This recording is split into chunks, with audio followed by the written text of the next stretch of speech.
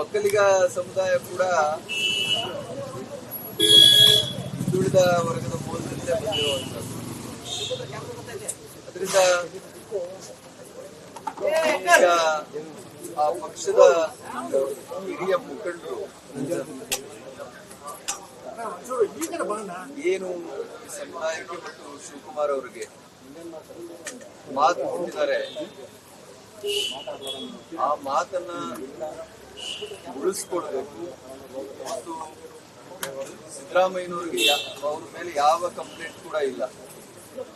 ಹಿಂದಿನ 5 ವರ್ಷ ಮತ್ತು ಈಗ 2.5 ವರ್ಷ ಅತ್ಯಂತ ಯಶಸ್ವಿಯಾಗಿ ಮತ್ತು ಜನಪರವಾದ ಒಂದು ಆಡಳಿತವನ್ನ ಕೊಟ್ಟಿರುವಂತ ವ್ಯಕ್ತಿ ಮಾನ್ಯ ಸಿದ್ದರಾಮಯ್ಯನವರು.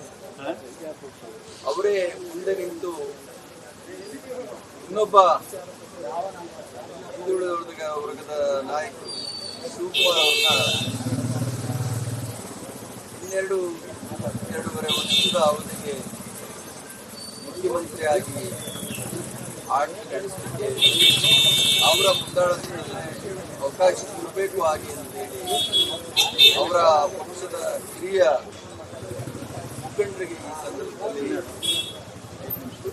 ಎಲ್ಲ ಸಮಾಜದ ಮತ್ತು ಎಲ್ಲ ವರ್ಗಗಳ ಪರವಾಗಿ ನಮ್ಮ ಆಶಯವನ್ನು ವ್ಯಕ್ತಪಡಿಸಲು ಇಚ್ಛೆ ಪಡ್ತೀವಿ.